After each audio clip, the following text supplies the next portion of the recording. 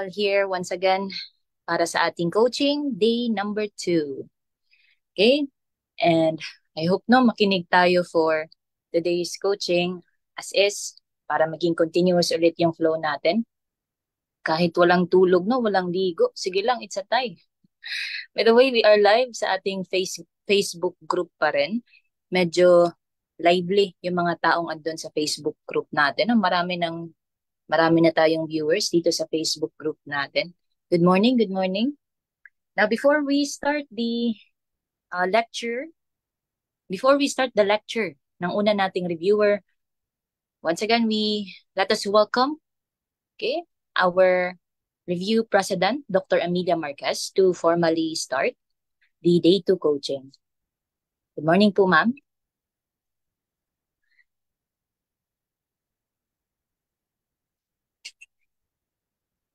Hello po, ma'am.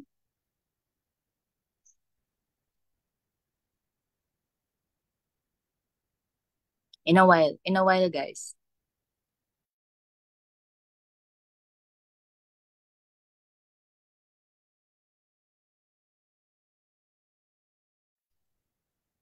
Good morning po, ma'am. Okay. Sige. In a while ulit, class.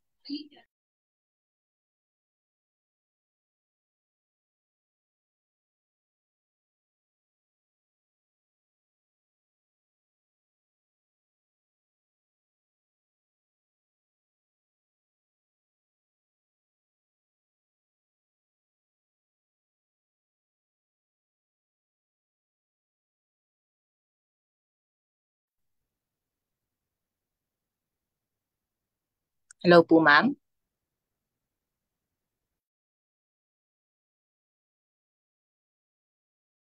Okay, so siguro insert lang si ma'am mamaya siguro after ng first lecture natin. Siguro sige, in a while ulit. 9:15 siguro, let's wait.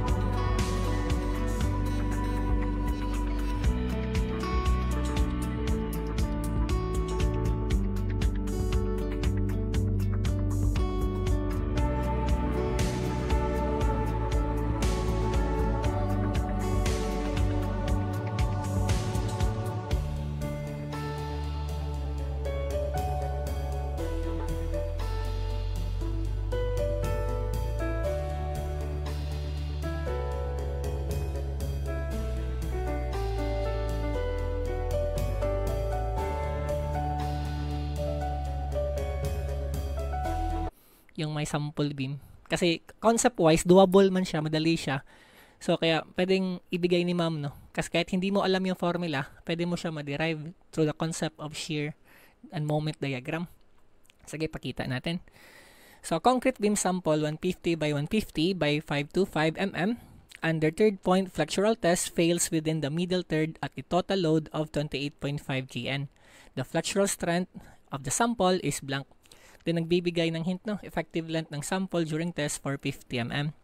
So, this experiment, guys, okay, ang sagot dito is letter B, pero ang experiment na to, this is sample beam, no? May haba yan na around 21 inch or that's 525 mm, or yung section naman niya nasa 6 inch by 6 inch. Standard yan, no? Yung 150 by 150. And then as you notice, yung ating effective length, hindi mismo yung length ng sample, di ba? Gumamit siya dito for 50 mm. Kasi of course, may overhang pa man dito, tsaka dito. Kasi para siyang nag-recreate ng simple span, may support kasi na parang bola dito, tsaka dito. And that creates your simple span. So, para tayong may simple span, guys, no? And then, ang sinabi niya sa loading is third point flexural test. So, pag load mo dito sa taas ng P, yung P na yan, mabibiak yan into 2. You will have P over 2, and then you have P over 2. And from there, ang tanong sa atin, ano yung flexural strength ng ating sample? Kumukuha ka lang ng bending stress. So, that bending stress, that's MC over I, di ba? Or, kung tayo, guys, ay rectangular cross-section, pwede siya isulat as 6m over BD square, okay? So, ang concern na lang natin dito is how do we get the max moment? And to do that, balik ka lang sa concept ng ating shear and moment diagram. You can solve the max moment here. So, ang mukha ata niyan, no, pag i-drawing mo siya, you have your shear natin, gaganon yan. And then, for the moment, you will get something like this. So, kuha mo dyan yung moment natin, and from there, talpak mo sa ating equation, you can get the bending stress. Or, kung i-simplify mo yan, ang formula sa ating ASTM C78, that's the experiment na guide, no, for this operation, it follows the formula PL over BD square. Ito siya, guys, no, in this one. Madiderive mo lang din to galing dito. Pag italpak mo na yung max moment, pag third point testing. Okay, so with that, no, talpak tayo. We have 28,500 Newton. Kinonvert ko lang. Length is 450 mm. Then sa baba, we have the BD square. This will give us around 3.8 megapascal. So, yan lang, guys, no? I think malaki yung chance na pwede siyang ibigay kasi doable naman siya kahit hindi mo alam yung formula. Kaya mo siyang i-derive using shear and moment diagram. Let's continue. Second naman is a concrete beam sample 150 by 150 by 525 under center point flexure test fails at load 26 kN. The flexural strength of the sample is blank. So, may hint ulit, no? Effective length ng sample during test is 450 mm. So, for this experiment, ang sinabi kasi center point flexure test. So, yung load P natin from the machine, P lang talaga, hindi siya nabibiyak into 2. And of course, no, yung length natin, hindi mo ginagamit yung buong length ng sample na 525. Meron tayo ditong effective length 450. So, same process lang, guys. Bending stress lang din ulit ito. Kuha ka ng MC over I. And then, of course, kung rectangular section tayo, it can be solved using 6m over BD square. So, hanap ka lang ulit ng maximum moment. So, pwede mo yan gawin kasi meron ka mang simple span, magkakaroon ka ng ganitong shear diagram, then after that, you will get something like this. Diba? So, kaya siyang i-derive kahit hindi mo alam yung formula. Well, anyway, kung i-derive mo yan, ang lalabas is something like this. 3PL over 2BD square. Okay, so talpak tayo. We have 3 times 26,000 Newton for 50 yung length, then 2 BD square. And this will give us an answer of 5.2 megapascal. Okay, so yun lang, no, for the sample beam. Now, aside from that, before we go on sa splitting tensile test, no, ang alam natin na sikat na experiment sa mga muhon is, di ba, yung compressive strength. Ito, guys, no, di ko na nilagay kasi sobrang basic na concept. Kung anong force siya na biak or nabasag, i-divide mo lang yun ng area ng muhon mo, that would be the flexural strength ng concrete, or it's the compressive strength ng concrete natin. Then aside from that, may experiment din tayo na pinapahiga yung muhon. Like this one, no? This one, pinapahiga siya. And then ilo-load natin siya ng pahiga. Ganyan.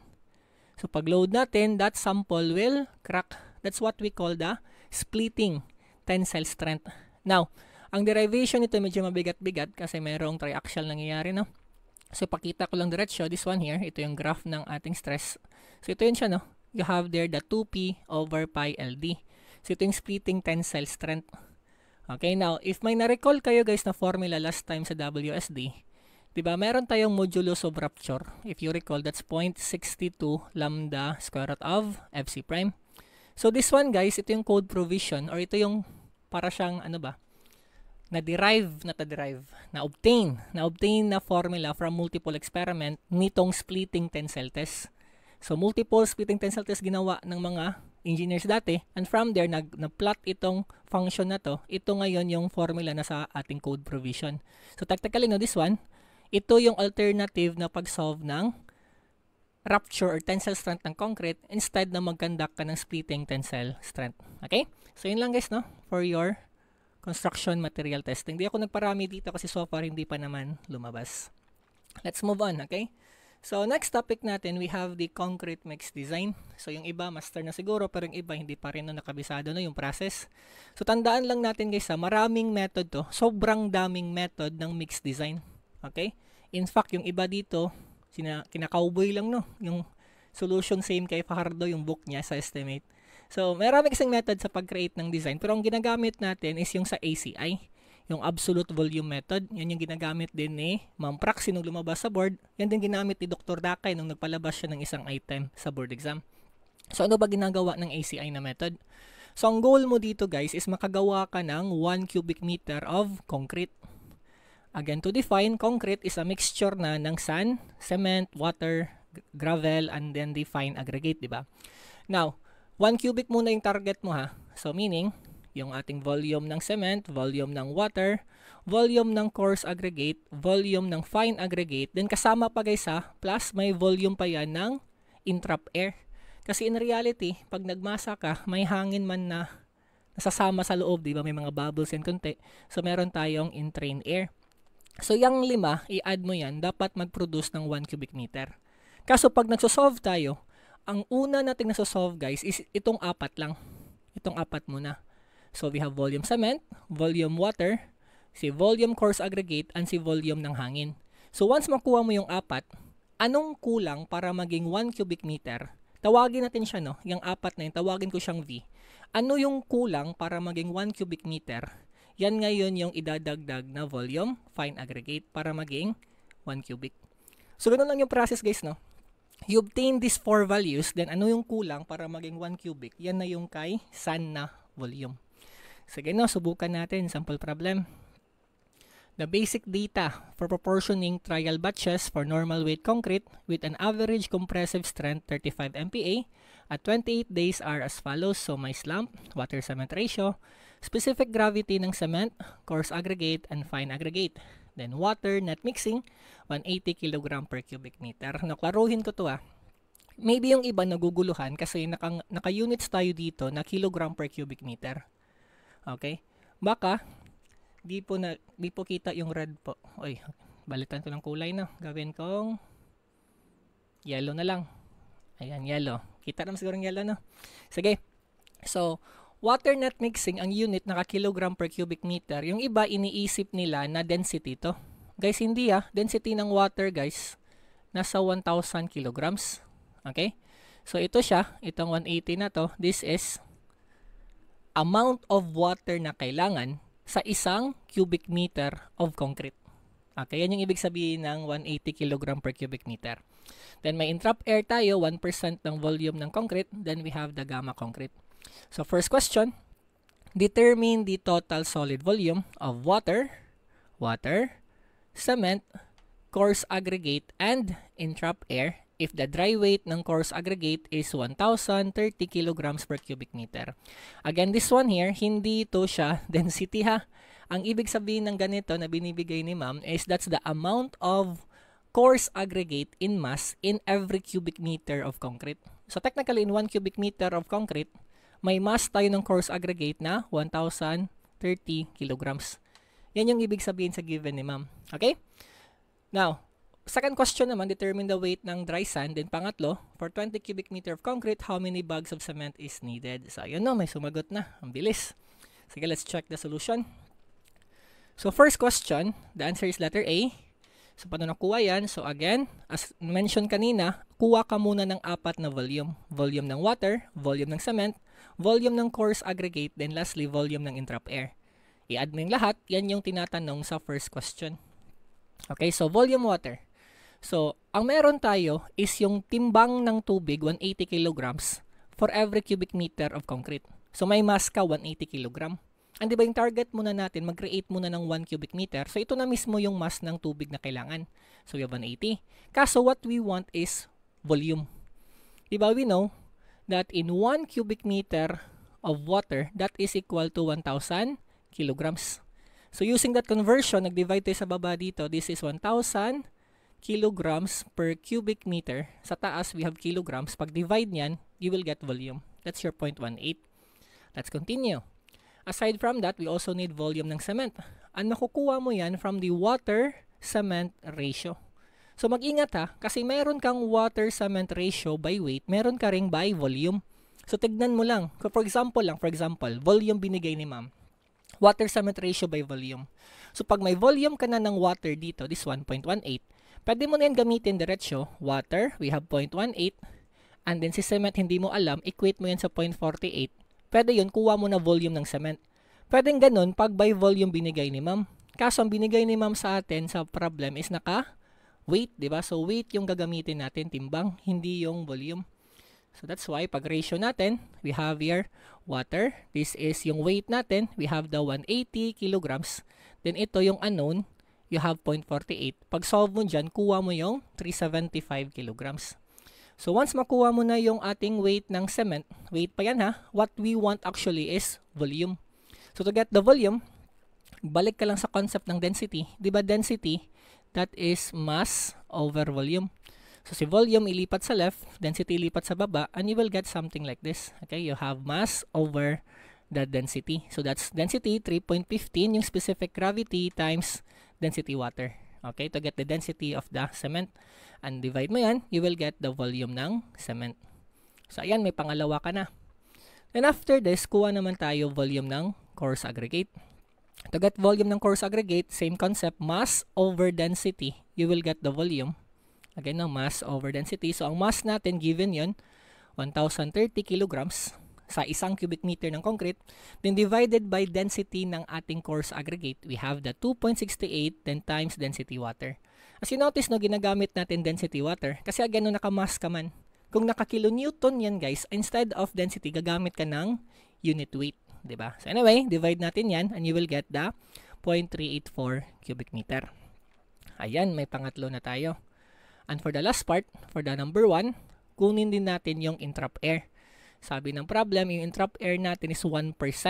So anong percent man yan? That is in reference to the concrete volume.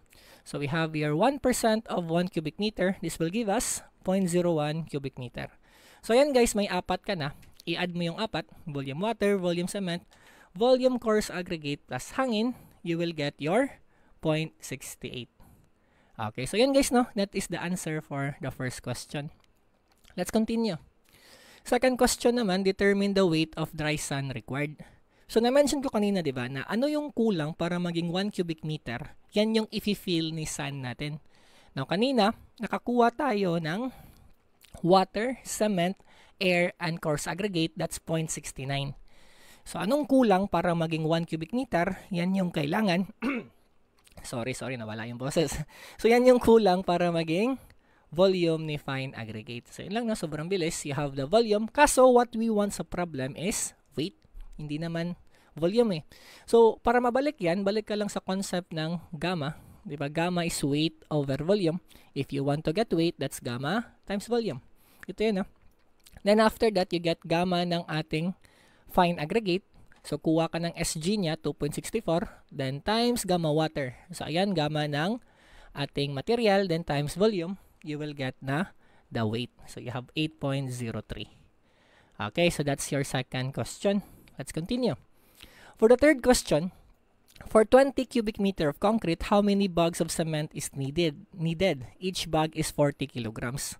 So kanina nag-solve tayo ng water-cement ratio na 0.48 and then diba na-solve mo na cement kailangan kasi by weight man yan, kaya weight na kuha natin, we have 375 kilograms. Now, after that, we need 20 cubic man.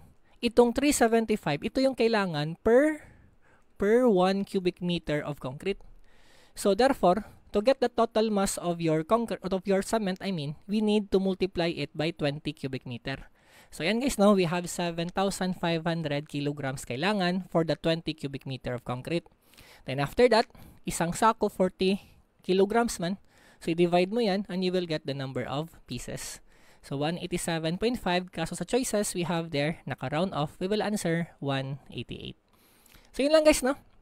That is for your concrete mix, no? So again, tandaan lang ha, ang goal natin dyan is makakuha ng 1 cubic meter sa ACI method. Refresh lang to, then ang ginagawa natin, una, kuha ka volume ng water, followed by volume of cement, volume ng coarse aggregate, then volume ng entrap air.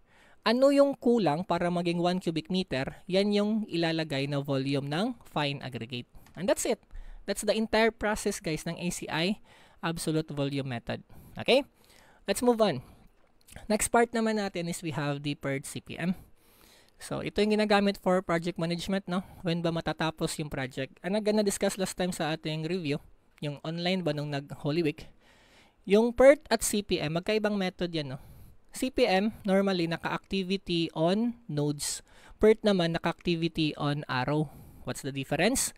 So, when you say activity on nodes, yung activities natin, nakalagay siya sa shape. For example, activity A, activity B, activity C. Ayun, that's your activity on nodes. Activity on arrows, on the other hand, yung activity, nasa arrow nakalagay. So, itong nodes natin, para siyang event, that is yung milestone natin. So, milestone 1, milestone 2, milestone 3. Ganun lang guys, no? Activity on arrow. Pero if you check yung mga current na ginagamit ngayon ng project management, as you notice, yung PERT at CPM na magkaiba, ginagawa as 1 na lang. And then, interchangeable, no? Yung iba mahilig mag-arrow, yung iba mahilig mag-nodes. So, in this current generation, yung PERT at CPM, ginagawang isa na lang. Then, yung kanilang best ng kanilang method, na yung best na feature nila, yun na lang ginagamit natin, no, pag-create ng project management na schedule. Anyway, subukan natin sa sample problem. For the following PERT network given below, duration in days, number 1, determine the expected project length. Number 2, determine the standard deviation of the project length. Then number 3, determine the probability that the project will be completed on schedule if the scheduled completion time is 10 days. Okay, so ang maganda sa PERT method guys is kaya mong magbigay ng probability when ba matatapos yung project. Now, heads up lang, ano ba yung buong process na to? So, first gagawa ka ng network. Network is yung connection ba, yung drawing kung sino yung maunang activity, followed by next, until matapos yung buong project. Then after that, hahanapin mo yung expected project length. Itong expected project length, another name for this is your critical path or critical duration. Ano yung pinakamahabang time na path na magawa mo? That is the project duration.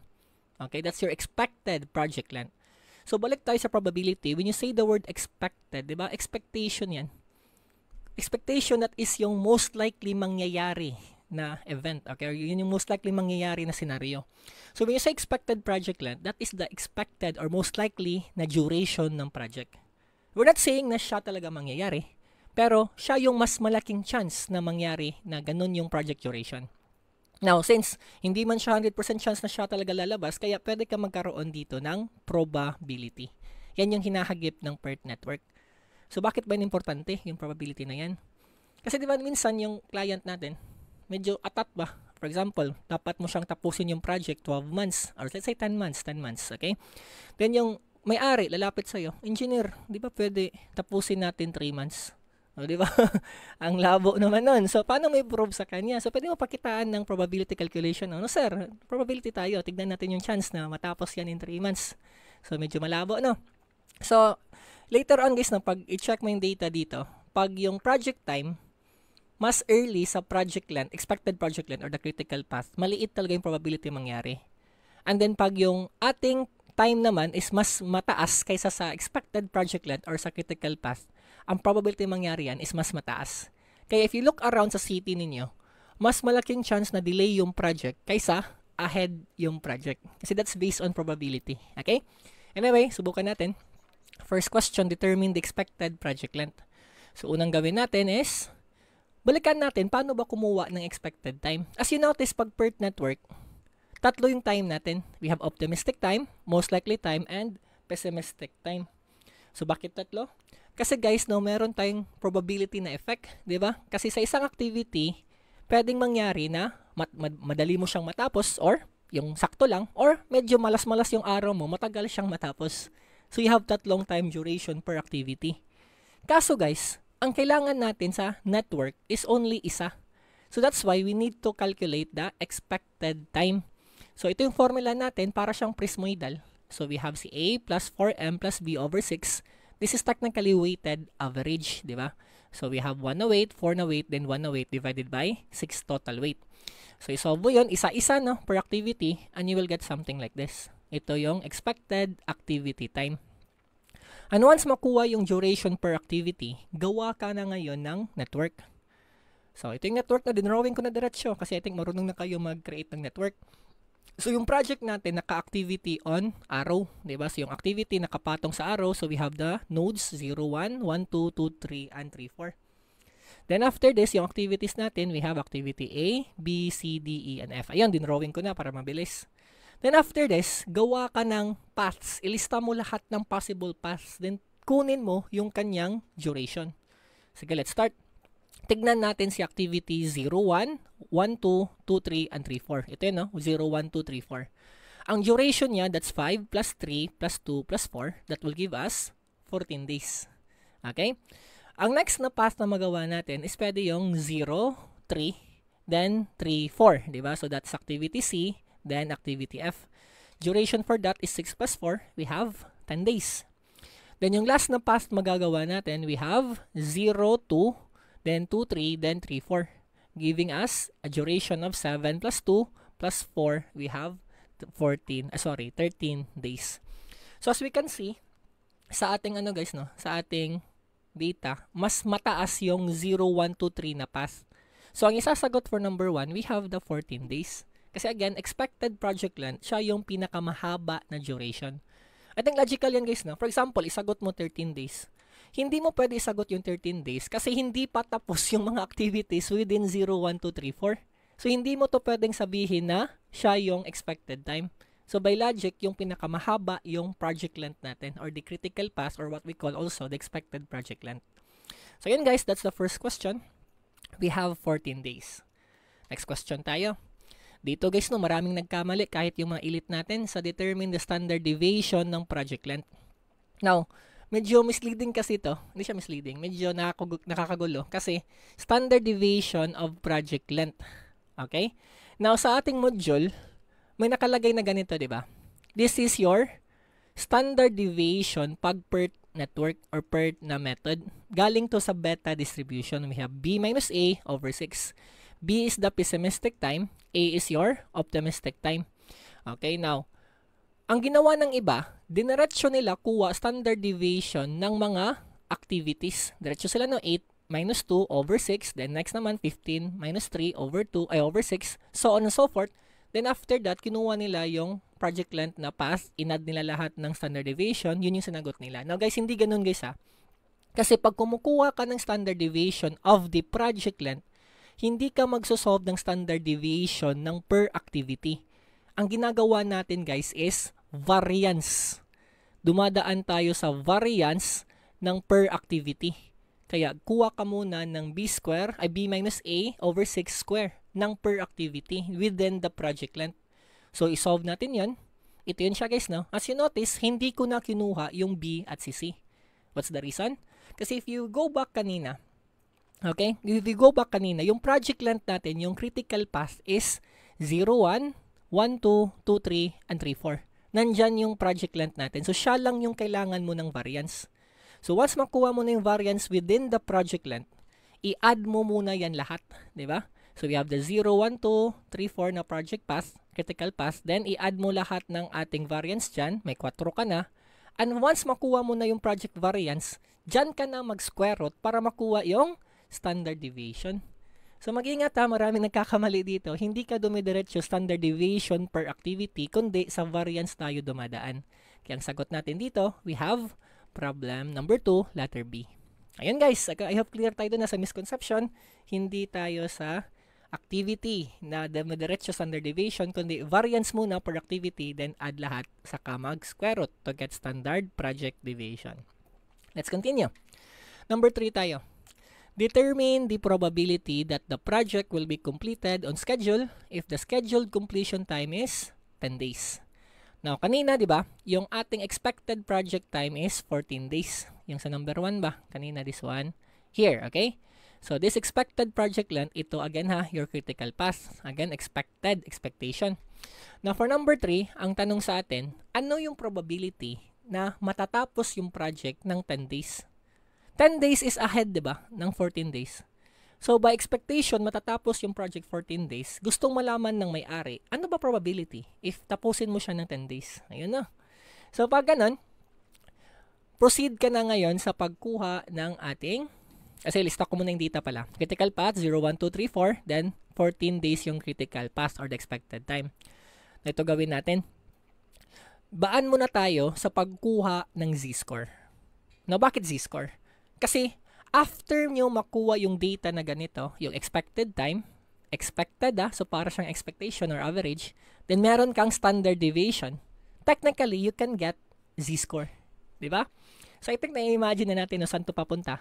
Kasi pag meron kang z-score, which is 10, that is your target date or target data, we have g's, and then we have minus 14, that's negative 4 divided by 2, we have negative 2, diba? Kasi once makuha mo yung z-score, pwede mo siyang ibalik doon sa ating normal distribution, diba?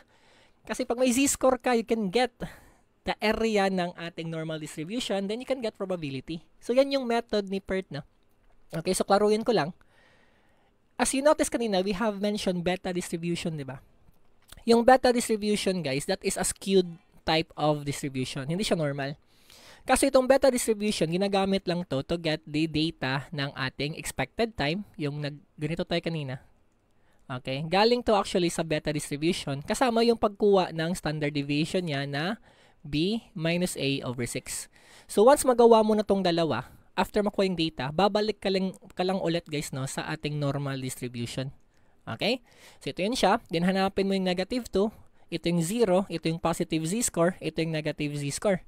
So negative 2 is something like this. Diba?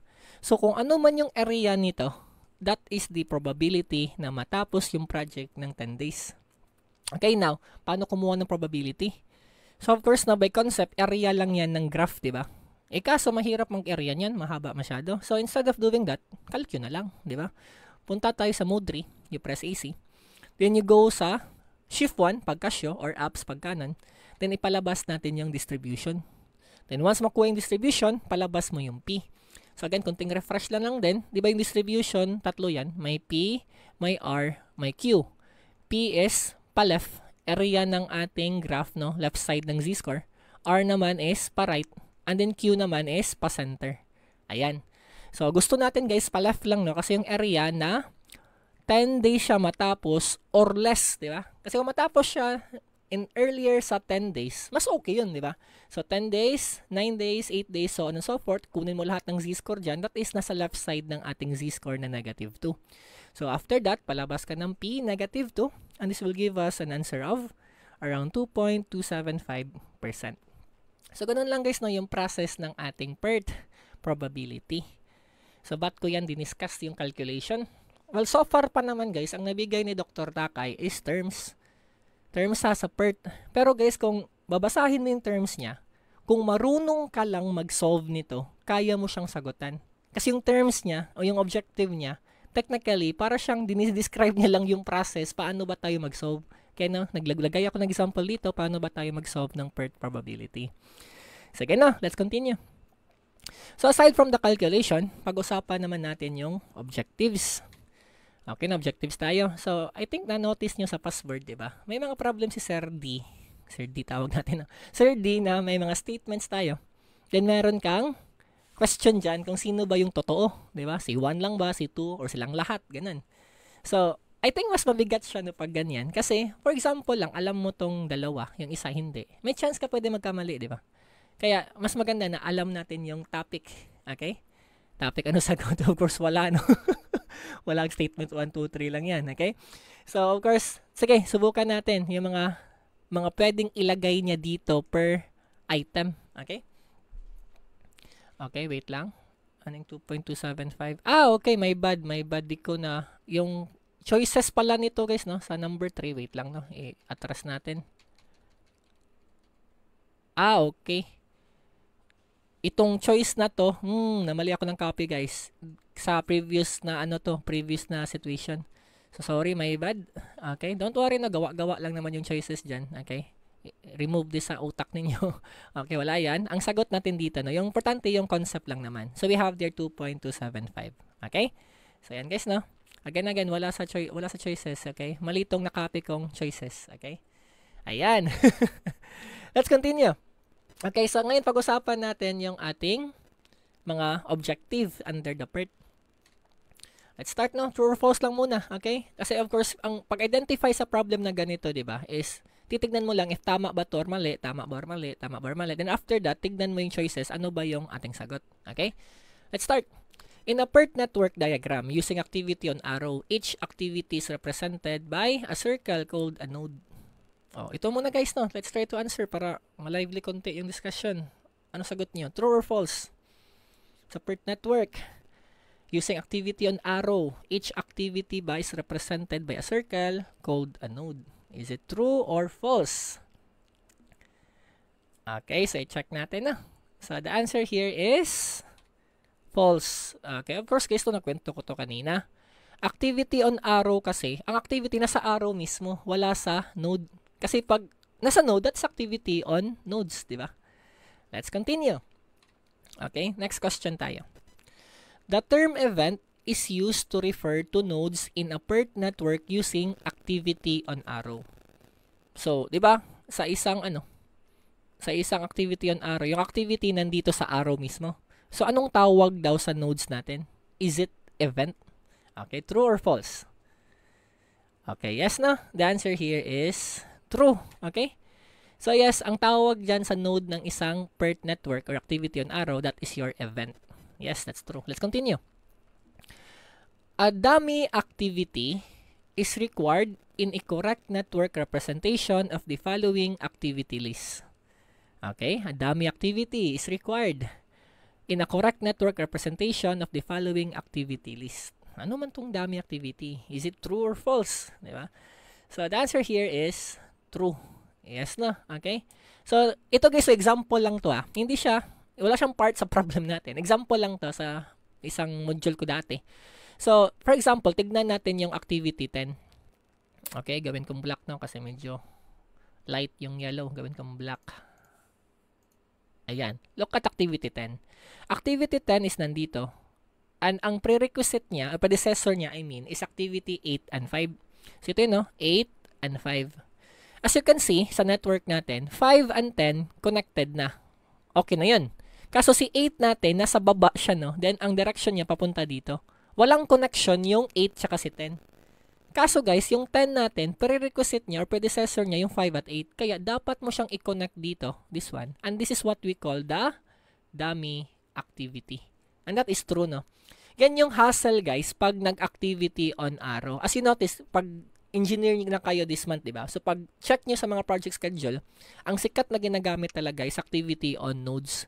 Kasi may issue tong activity on arrow, nagkakaroon ka pa minsan ng dummy activity kasi hindi connected yung activities na predecessor niya.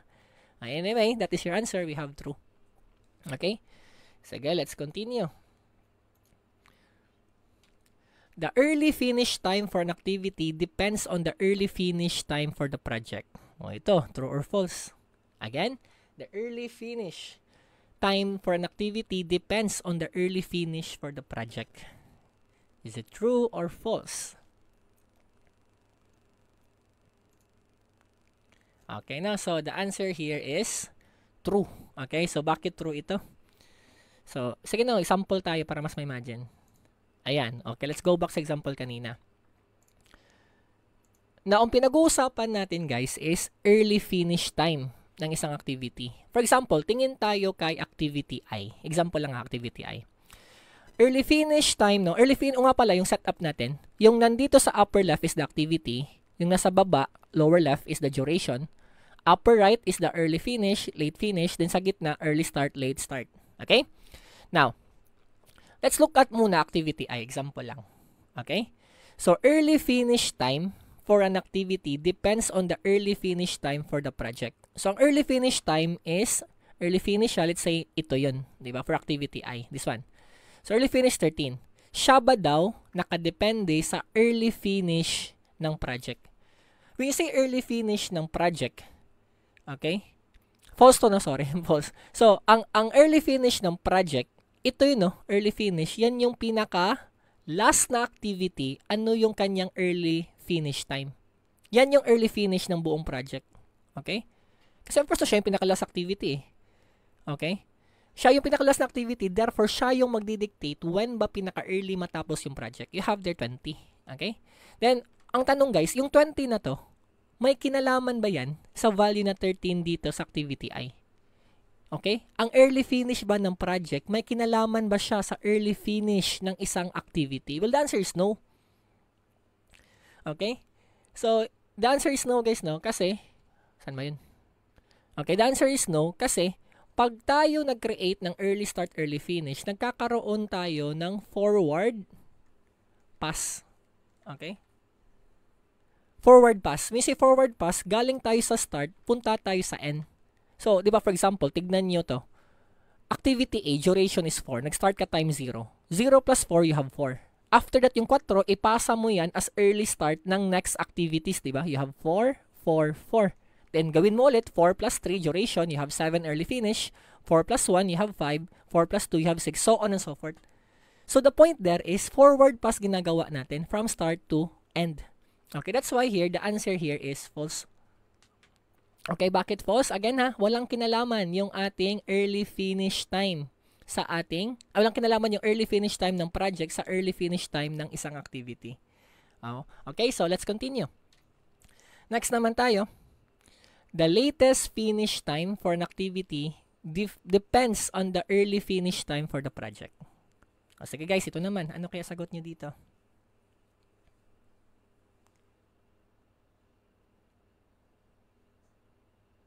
Sa ating live stream, maraming nag-question bakit daw.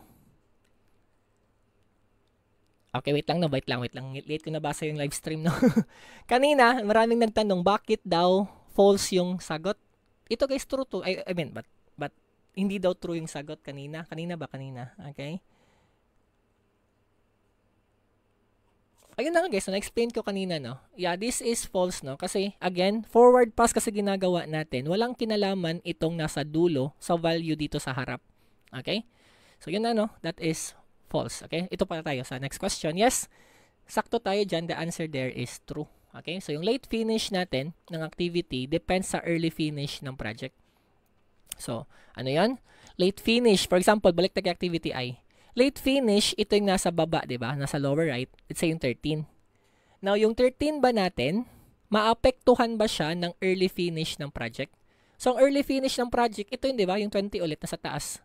So, of course, maapektuhan siya. Bakit? Kasi pag kumukuha ka ng late start, late finish, gumagawa tayo ng backward pass. Again, na backward pass galing sa end papunta sa start. So, ang gagawin mo dyan, itong 20, i-bring down mo yan as your late finish. Then, atras ka to get the late start. And that is 20 minus 3 giving us 17. Yung 17, ipasa mo yan. You have 17 dito. This one. Then, may 17 ka na, atras ka ulit. 17 minus 4, you have 13. That 13, i-atras mo ulit. 13. You have here, you have here 13. You have here 13. So, yes, yung ating late finish, okay? Late finish time ng activity, nagmamatter siya depende sa value ni late finish ni project. Okay? So, that is true. Let's continue. Okay? Ito naman. All activities on the critical path have their latest finish time equal to their early start time. Okay? So, again yung ating lahat ng activities sa critical path have their late finish equal sa early start.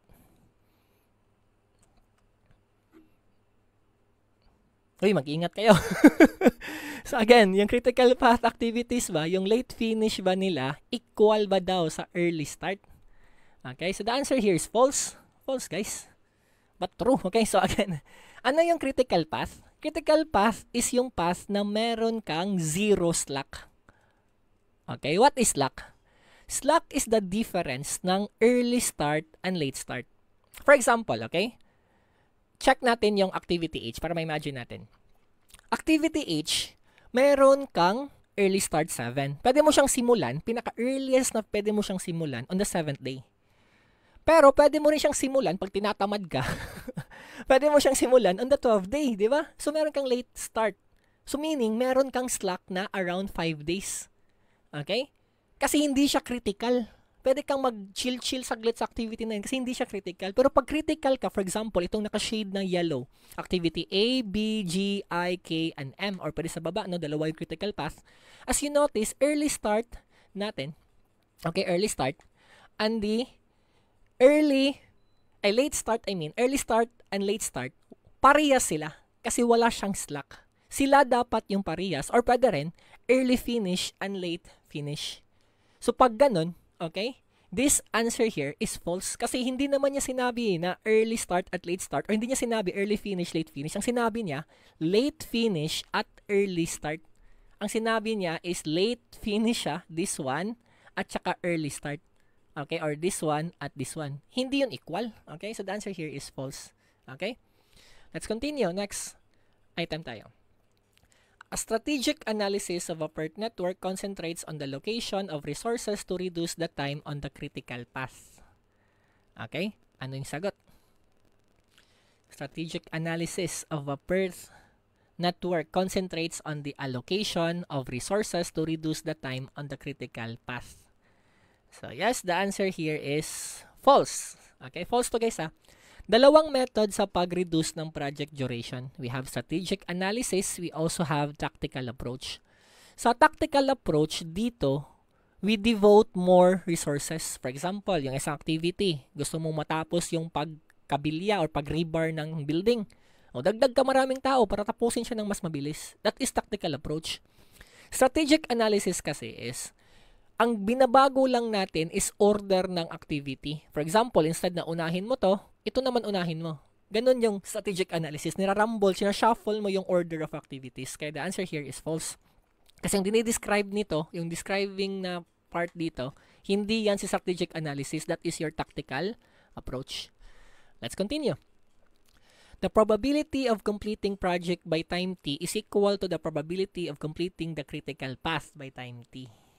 Okay, so, ang probability ba na matapos mo yung project by time t is equal ba sa probability na matapos mo yung critical path?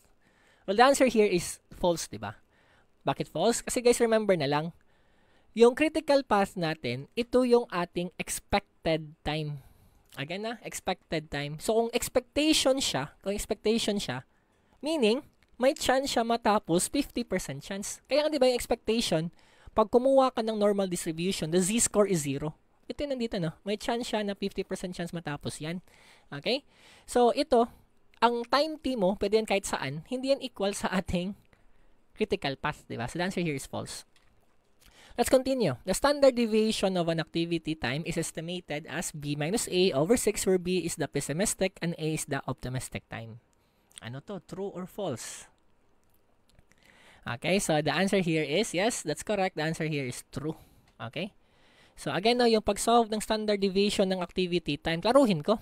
Again, na standard deviation ng activity, hindi yan equal sa standard deviation ng project. Okay, so dito siguro maraming nako-confuse, no? Kasi standard deviation ng project, ang ginagawa, una, kumukuha ka ng variance ng activity na critical, di ba? For example, ito, yung kanina, 4 yun, di ba? Example lang to ha. Then after makuha yung variance, i-add mo lahat, then square root mo siya. Ganon yung standard deviation ng project. Okay? Pero pag standard deviation ng activity lang diretsyo, yes, yan yung formula natin na b minus a over 6. Okay, so magkaiba yan ha. Standard deviation ng activity is not the same with the standard deviation of the project. Okay, magkaiba yan. So for this one, activity man ang sabi, kaya b minus a over 6 is correct. Sige, let's continue. Time variabilities leading to longer than expected total time for the critical path will always extend the project completion date. So, pag may time variability daw, napahaba mo yung critical path, hahaba ba daw yung project duration? Again, pag meron kang critical path and within the critical path, okay, may nangyaring time variability na pahaba mo yung critical path. Hahaba ba yung project duration? So yes, the answer there is true. Correct. True. Kasi again, the critical path, that gives us the project duration. Siya yung pinakamahaba na path. So pag siya yung longest natin, and pag siya ay humaba, therefore hahaba mismo yung project, di ba? So yes, that is true. Let's continue. If a non-critical activity is delayed more than its slack time, all other factors remaining unchanged, then the project duration date will be extended. Okay? Again, pag yung slack time, napasobra ka ng chill sa isang activity, yung ating project ba ay ma-extend? Yes or no? True or false? So yes, the answer there is true. Tama. So let's look at again activity age siya. Pwede mo siyang simulan pinaka-early na pwede siyang ma-start 7th day. Pwede mo siyang simulan on the 12th day pag tinatamad ka. Let's say, sinimulan mo siya on the 13th day. Pag ginawa mo yan, delay yung buong project. Kasi pwede ka lang ma-late up to the 12th day. Or meron siyang slack na 5 days. So once lumagpas ka sa slack na 5 days, madi-delay na yung buong project. Okay? So that is true. Ito guys, Gantt charts provide useful immediate predecessor information. True or false?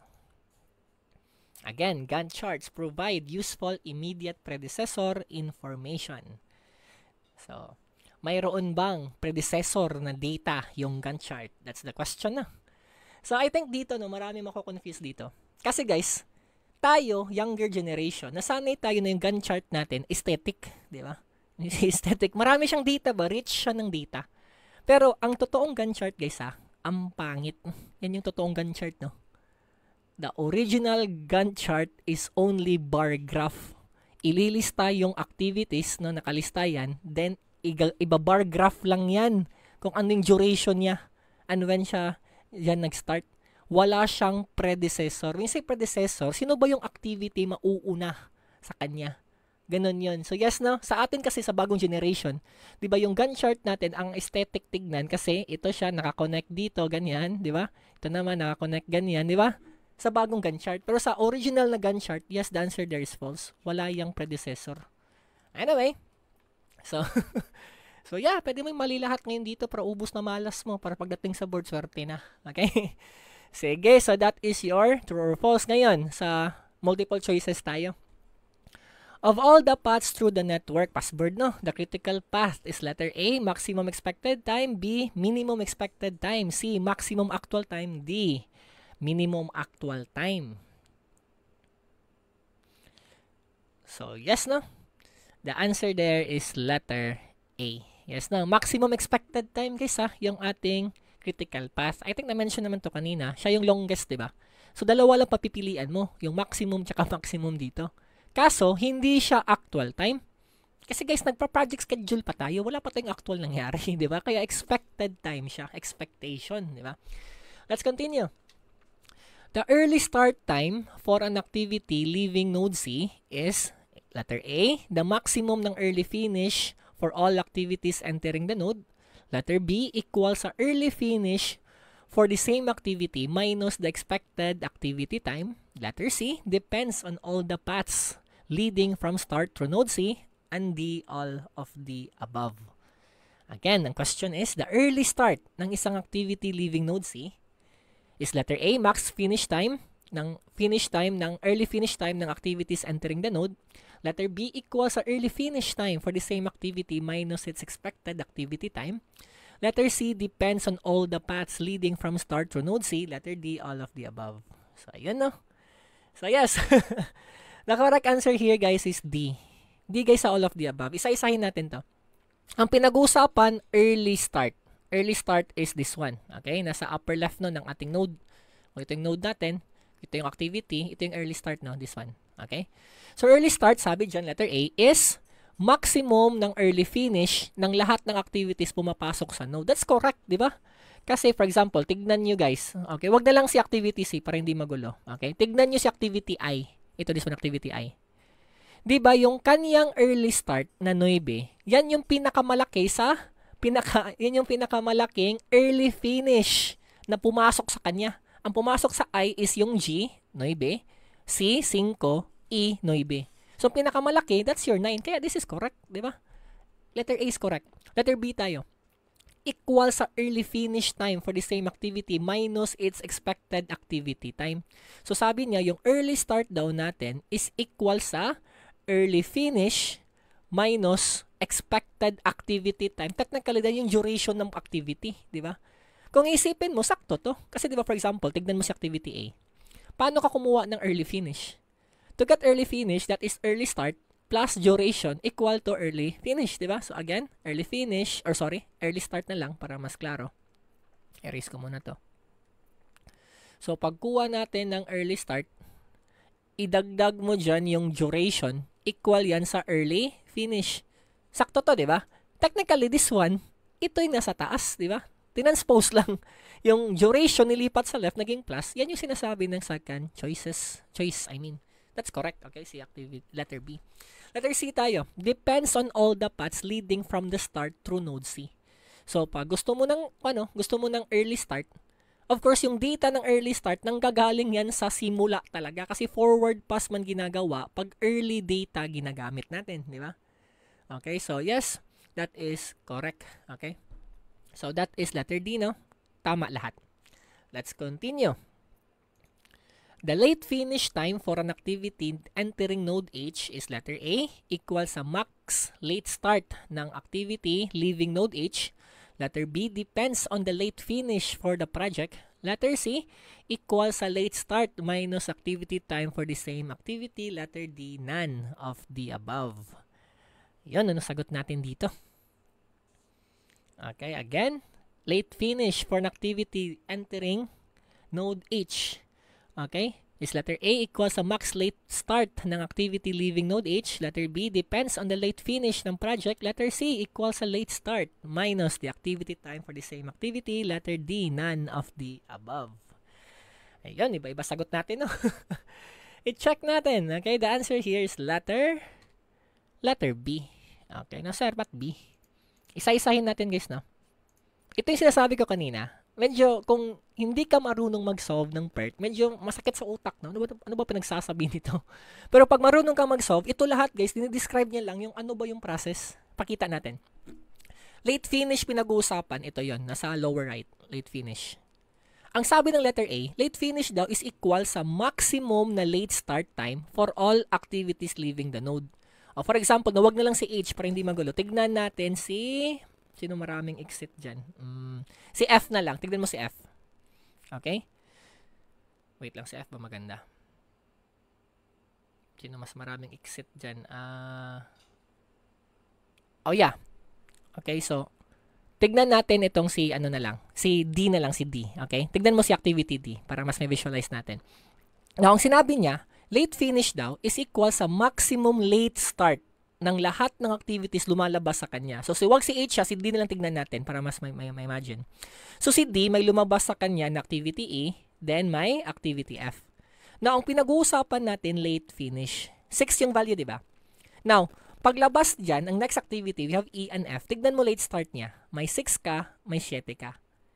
And di ba, pag nagsosolve tayo late start at saka late finish, ang ginagawa ay backward pass, aatras tayo. So, itong 20, atras ka, that is 20 minus 3, you have 17. That 17, ipasa mo yun. 17 minus 4, you have 13. That 13, ipasa mo yun 13, 13, 13. Then, so on and so forth. Now, pagdating dito kay D, pag atras natin, dalawa kasi predecessor niya, yung successor niya, may 6 tsaka may 7. Sino ba yung iaatras? As you notice, yes, tama, minimum yung ginagamit, hindi yung maximum. So, letter A is correct. Letter A is wrong. Hindi correct. Letter A is wrong kasi minimum ginagamit natin pag umaatras. Maximum yung ginagamit pag pa-forward. For example, kanina, di ba, yung 9 dito. 9, 5, 9. So, mas malaki, 9. 9 ginagamit pag forward. Pag nagsosolve ka ng early start, early finish. Pero pag paatras tayo, late start, late finish, ang pinakamaliit yung ginagamit. Now, letter C muna tayo. Equal sa late start minus the activity time ng same activity.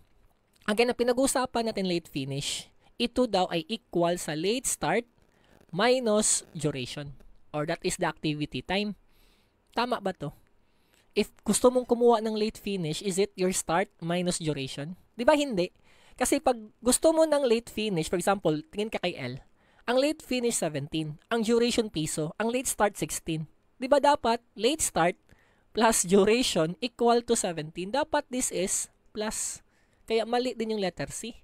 Hindi ka dapat mag-minus dyan. Ang sakto dyan is late finish minus duration equal to late start. Again na, late finish minus duration equal to late start. Ito yung sakto na value. Kaso pag i-transpose mo yan, dapat plus yung nandito no, sa sinabi ng statement C. So this is also wrong. Letter B tayo. Depends on the late finish for the project. So of course, na late finish ng project, 'di ba? Ang ating late start, late finish, itong nasa baba, nakukuha to from backward pass. So kung ano yung pinakaunang data sa dulo, 'di ba? Yung data dito, kailangan mo 'yan pag atras dito. Kaya yes, this is correct. Kaya the answer there is letter B. So mag-ingat no? Letter B sagot natin. Let's continue. The slack for activity G, is it letter A, late finish minus late start? Letter B, early finish minus early start. Letter C, late start minus early start. Letter D, none of the above. Paano ba tayo nag-solve ng slack kanina? Di ba nag-example tayo sa activity H? So, check natin no? So, iba-iba sagot natin. So, ayun. Ang sagot dito is letter C. Okay, so paano ba tayo mag-solve ng slack? Again guys, ang slack natin, that is the time na pwede mong i-delay yung activity. Makikita mo yan kung i-drawing mo yung ganitong setup ha, yung activity, duration, early start, early finish, late start, late finish. Ang slack natin guys, nasa-solve to as difference ng patayo na data. Pwede ka mag 12 minus 7 or pwede ka 13 minus 8 sa activity H for example. That is your slack. So that is late start minus early start. Ito yung late start 12 minus early start 7. That is 5 sa activity H. Okay? Or sa G tayo. Si G sinabi niya eh. Activity G, 7 minus 7, that's 0. Wala siyang slack. Kaya activity critical man siya, no? So anyway, ganun lang. That is start minus start or finish minus finish. Ganun guys yung slack. Again, na slack is the duration na pwede mo siyang i-delay nang hindi madidelay yung buong project. Okay? That is your slack. Let's continue. Ito no, password. Estimating expected activity times in a PERT network. Letter A makes use of 3 estimate. Letter B puts the greatest weight on the most likely time. Letter C is motivated by beta distribution. Or letter D, you have all of the above. Ayun, ano sagot natin? Ulitin natin. Estimating expected activity time in a PERT network. Letter A makes use of 3 estimate. Letter B puts the greatest weight on the most likely time. Letter C is motivated by beta distribution. D, all of the above. So yes, the answer there is letter D. Okay, so bakit? So ang pinag-uusapan ng subject ng sentence is yung estimating expected activity time. If you recall kanina, di ba yung expected time, yan yung A plus 4M plus B over 6, di ba? So, letter A, ang sabi niya, make use of 3 estimate. Diba tatlong time estimate to? You have the optimistic, the most likely, then we have the pessimistic. Tatlong time ginagamit mo per activity. That's correct. Letter B tayo. Puts the greatest weight on the most likely time. Tignan nyo naman, no? 4M siya. So, most likely time, mas mabigat yon. So, this is also correct. Then letter C, motivated by beta distribution. So again, no, this one, nasa module natin to, galing yan doon sa beta distribution na concept, kaya that is all of the above. So yes, no, that is letter D. Let's continue. The calculation of the probability that the critical path will be completed by time t, letter A, assumes that the activity times are statistically independent. Letter B, assumes that the total time of the critical path has approximately a beta distribution. Letter C requires the knowledge of the standard deviation for all activities in the network. Letter D, all of the above. So pansin ko no, pag hindi tayo sure no, then may choices na all of the above. Nangangamoy yung all of the above no. Parang siyang amoy tama no, basta may all of the above. Well, for this situation or for this item, the answer is not letter D. The answer is letter A lang. Maraming nagkamali nito, no? So, na-notice ko rin na kasi yung ibang kumakalat sa internet na sagot daw dito is letter D. Actually guys, no, hindi. Nahanap natin yung book ni Sir D dito. Ang sagot doon sa choices doon sa libro, yung answer key, letter A talaga. Nagme-make sense rin. Ipakita natin yung word by word, no? Describe natin tong problem. The calculation of probability that the critical path will be completed by time t. Last time, paano ba kayo nag-solve ng time t? Ay, ng probability? Diba? Nag-solve tayo probability kanina, or like last time, no? Previously. Diba? Kumukuha muna tayo ng variance. Okay? Then after variance, kuha ka project standard deviation. Okay? Again, na standard deviation ng project. After that, mag-z-score ka. After z-score, may normal distribution ka na, kuha ka ng probability dyan. Ganon yung process natin. Okay? So, basahin natin, letter C muna. Requires knowledge ng standard deviation for all activities in the network. Kailangan mo ba ng standard deviation sa lahat ng activities sa network? The answer is no. Kasi what we want is project standard deviation. And to get that, kumukuha tayo ng variance ng activities. And in fact, hindi lahat ng activities kailangan ng variance. Only yung nandun sa critical path. Anong nangyari sa sulat kamay ko? Critical path. Okay? Yun lang yung kailangan mo na variance. So, letter C is wrong. Hindi mo kailangan ng standard deviation sa lahat ng activities. What you need is variance ng activities. Now, letter B tayo. Assumes the total time ng critical path has approximately a beta distribution. That is also wrong. Amoy tama siya, no? Nangangamoy tama lang, pero mali yan. Bakit mali? Kasi ang beta distribution natin, yung nasa module natin ba, this one and this one, because of this beta distribution, meron ka dito and this one. Ang topic ng sentence is total time. Paano ka ba mag-solve ng total time? Di ba total time natin, is the critical time natin, critical path, nag-a-add lang tayo, di ba? Ano yung nasa duration ng activity, ina-add mo lang lahat, that is now your total time or the expected time. Yung nag-beta tayo, that is for individual time, hindi total time, individual time. Yan yung kailangan nitong A plus 4M plus B over 6. Yan yung kailangan ng beta distribution. So, ang ating letter B is also wrong. So, itong letter A assumes that activity times are statistically independent. Ito siya, guys. Ito yung assumption ng beta distribution. Pwede mo ito mag-google, no? So, that beta distribution, nag-a-assume siya na yung data natin na activity times are statistically independent. Hindi siya connected to each other ba? Yung A, M, at saka B. So, this is correct. The answer here is letter A. Okay, so A to guys sa lumabas na password, okay? Yung kumakalat sa internet, D yung sinasagot nila. Hindi guys, nahanap natin yung book na pinagkunan ni Sir. Ang answer key doon, letter A. Kasi nagme-make sense naman na letter A talaga yung sagot dito. Let's continue. Okay, so next part naman, di siya question guys, na ano lang to, sa codes natin. As you notice, minsan si Ma'am Praxi, nagbibigay siya ng problem na sa code provision, di ba? So, ang i-refresh ko lang is yung ating mga irregularities, seismic irregularities, 10 yan. We have the stiffness irregularity or what we call the substory, yung weight, vertical, etc. So, ito guys, no? Ang ginagawa ng iba, napansin ko, para di sila mahirapan pag-absorb nito is, kinakabisado nila yung number. Pakita ko na lang. For example, stiffness irregularity or substory, ang ating number na pwede bantayan is itong 70% na stiffness. Okay? Or, yung average stiffness, 80%. So, ang idea doon is, pag yung isang floor natin is medyo mas less stiff siya compared sa ibang floor, okay? Nagkakaroon ka ng soft story. So, yan yung reason na during seismic, yung soft story na yon, yan yung nagko-collapse ba? Yan yung pwede malata. Okay, for example, may building ka. And diba, sikat sa building ginagawang parking yung baba.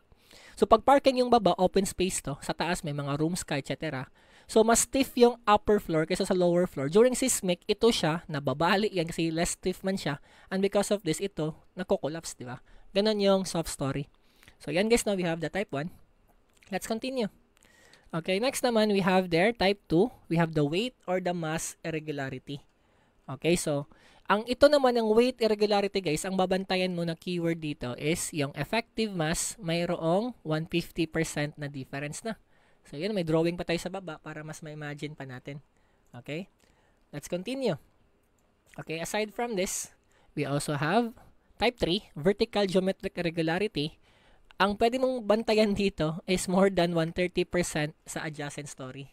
Oh, yes na, nasa pre-board to. Yes, kasi may password na rin sa mga irregularities, guys. Okay? So, yun na, naglagay ako drawing para mas ma-imagine nyo yung meaning niya. Pero kung, for example, malapit na yung board, mahirapan ka nang mag-absorb, pwede mong tandaan na lang yung mga number.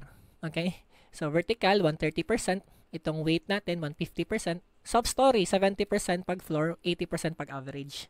Pwedeng ganun. Okay? Type 4 tayo.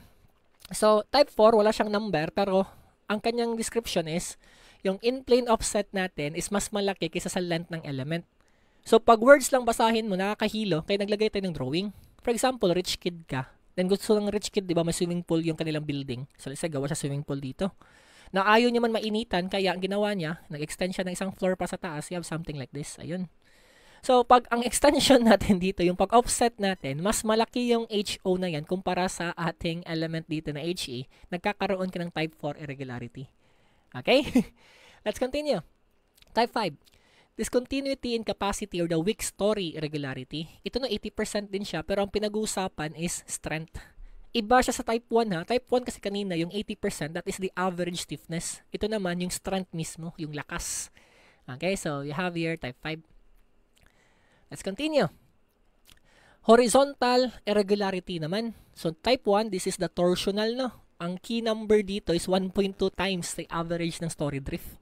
So, that average, this one, nakukuha to by having the maximum and minimum, i-average mo yan. That is yung nasa gitna. Then, pag yung ating maximum, this one, lumagpas to ng 1.2 times kasi sa average, you have torsional irregularity. Let's continue. Reentrant corner irregularity. Ang keyword naman dito, or key number, is 15%. So, ang idea kasi guys, ito lang muna. Pag meron kang box na building, for example, SMCT ng Cebu, or nakapunta ka ng Cebu, or any building na civil engineer yung gumawa, siya nag-design lahat, di ba? Pansin nyo, yung civil engineer, mahilig sa box. Bakit? Kasi regular siya. So, pag regular ka kasi, during seismic, yung loading natin, regular lang yung pagpasa-pasa. Now, pasukan natin ng aesthetic na design. Yun yung may mga liko-liko ba, ganun. Ganun building mo, parang puno. Ayan. So, pag ganyan guys yung building natin, ang mangyayari is, ang dami mong irregularities, hindi siya regular structure. And because of that, some members will receive more stresses during seismic. Yan yung ating babantayan. Okay? Again na, pag aesthetic yung building masyado, irregular siya. May mga members na kumakain ng more loads. Dapat mo siyang isolve ng maayos, bantayan yung mga members na yun, baka mag-fail yun siya. So, for example dito, look at reentrant corner. So, ang idea ng reentrant corner, ang corner mo, pumasok sa loob. Diba? Kaya ito no, galing sa na ganito yung shape natin, itong corner na to, pumasok sa loob dito. That's why we call this reentrant corner. And pag ganyan yung building mo, naka-L building ka. And during seismic, ito sasayaw pa ganyan, ito sasayaw pa ganito. Pwede ito mabiak dito. Okay, ganun guys no, may nagkakaroon ka ng mga members na naging critical during irregular structure. Kaya dapat mo siyang i-check pag yung building ba natin irregular. Kasi pag irregular, you have to be detail sa pag-seismic analysis. Okay? So itong reentrant corner, nangyayari to pag yung pagpasok ng corner lumalagpas ng 15%. Now, isa pang architect, ipilit natin yan near. Yeah, ganun talaga na, wala kang choice. Kung siya yung head ng project, yeah, babayaran ka man niya. Of course, design ka ng maayos dyan. So anyway, ang technique dito guys, no, pag may L ka, pansin nyo to sa old buildings, mga school buildings natin nung high school, no?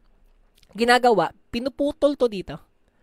Pag construct ba, ibang building to, then kinoconnect lang using steel plate, ganun. So that, pag nagsismic, ito regular yung left, regular din yung nasa right.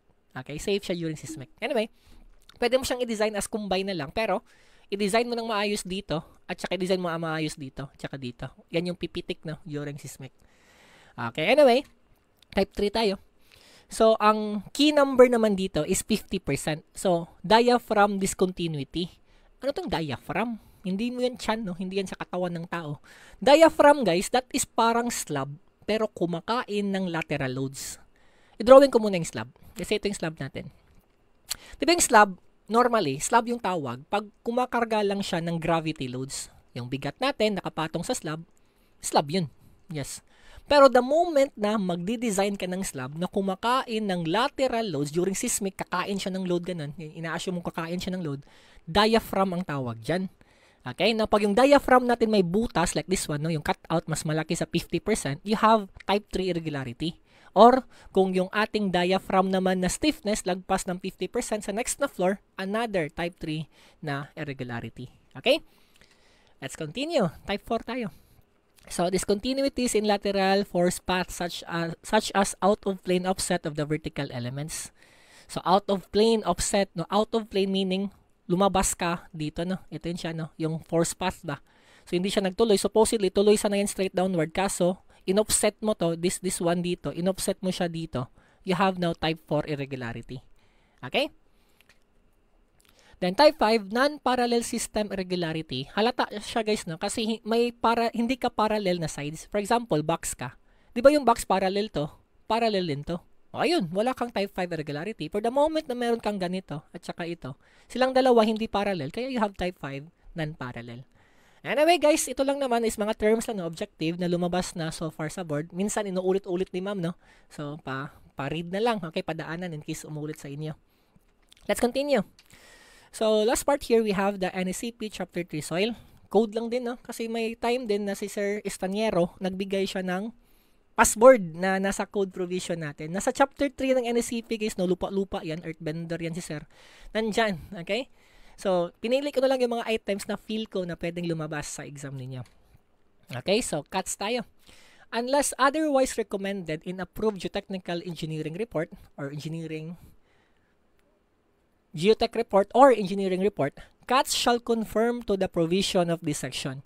In the absence of approved geotechnical report, this provision may be waived for CATS blank or less in height involving intact rock or hard soil that are not intended to support structure. So, ang idea dito guys, no, pag naghukay ka, pag nag-cut ka, supposedly merong geo report. May soil report ba?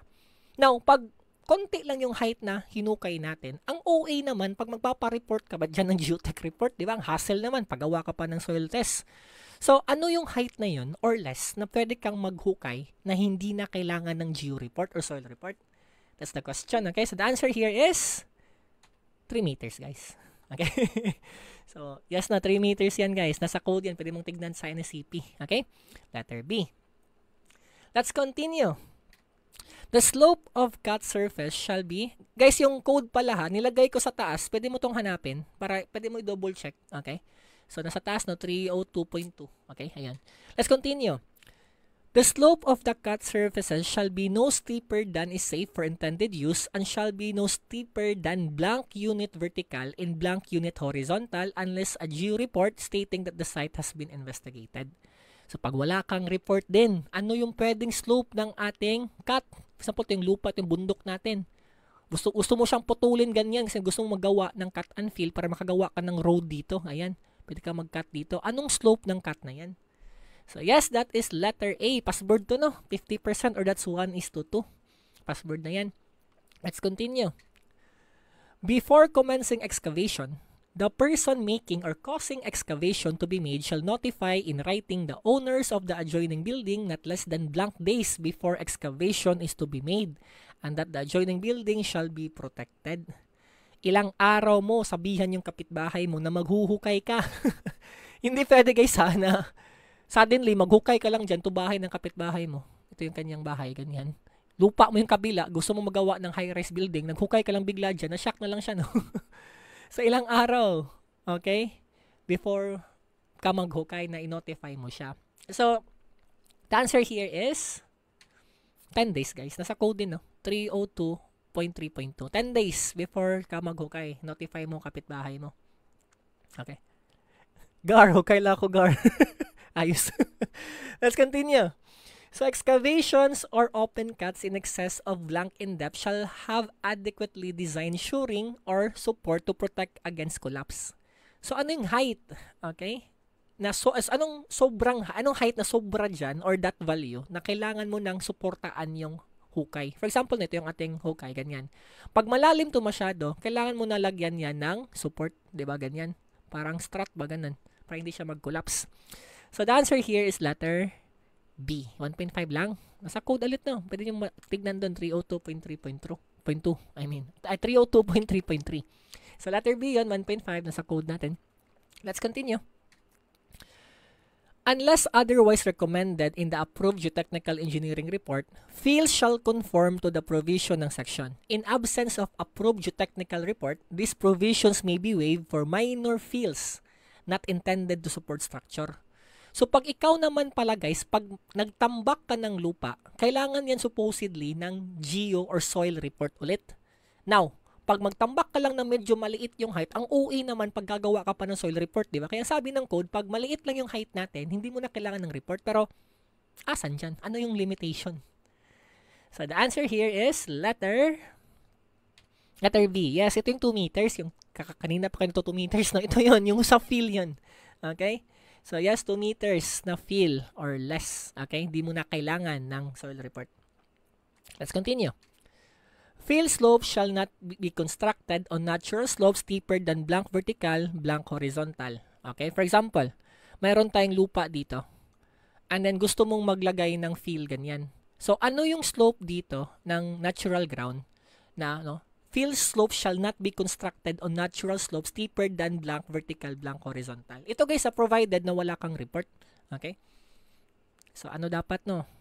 Yes, that's correct na letter A. Tama. 1:2 din yan. Okay, yung natural slope kung saan ka maglalagay ng fill. Ito tayo. Any organic or deleterious materials shall be removed and will not be permitted in fields except as permitted by the geotechnical engineer, not rock or similar irreducible material with a maximum dimension greater than blank shall be buried or in place in fields. Ano yung pinakamalaking bato na pwede mong gamitin pang fill? Okay, is it 100, 200, 300, 500 based sa code provision natin. Pwede mo estimate no, sa mata mo, sa kamay mo. Mag-imagine ka lang anong babato na nakikita nyo during pag-fill, pag may project. So the answer here is letter B. Yes na, tama. 200 mm. Let's continue. All fill shall be compacted in lifts not exceeding blank in centimeter in thickness. Ito guys pag nag-fill ka guys, for example, yung natural ground natin, then tambak ka lupa. Hindi pwede na tambak mo yan lahat diretsyo. Ang gagawin guys, tambak ka muna first layer, then kumpak ka dyan, may roller kang dalhin. Then, pag makumpak na lahat yan, another fill ka ulit, ibang lift, no? First lift natin to, second lift. Pag second lift, kumpak ka ulit, then, pag okay na, third lift, kumpak ka ulit, until ma-reach mo yung target na height ng fill. Ganun tayo pag nag-fill, hindi mo siya tatambak diretsyo lahat.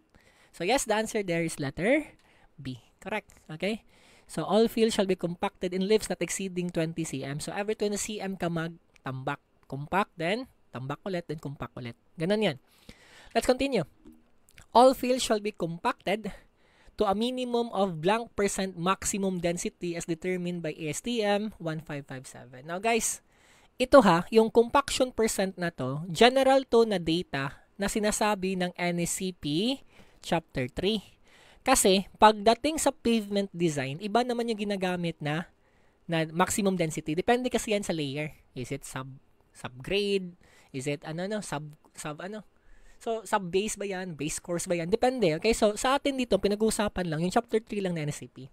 So, the answer here is, yes, that's 90%. Ang sinasabi ng NSCP, 302.4.4, 90% lang. Okay? Okay ka na dyan. Let's continue. The slope of the fill surfaces shall be no steeper than safe for intended use. The fill slope shall be no steeper than blank vertical, blank horizontal. Sir, hindi ba yun umulit? Hindi. Kanina kasi is yung natural ground. Ano yung slope nito na pwede ka ba magtambak dyan? Ngayon naman, ang pinag-uusapan is yung slope mismo ng fill. Okay? Ano dapat yung slope nito?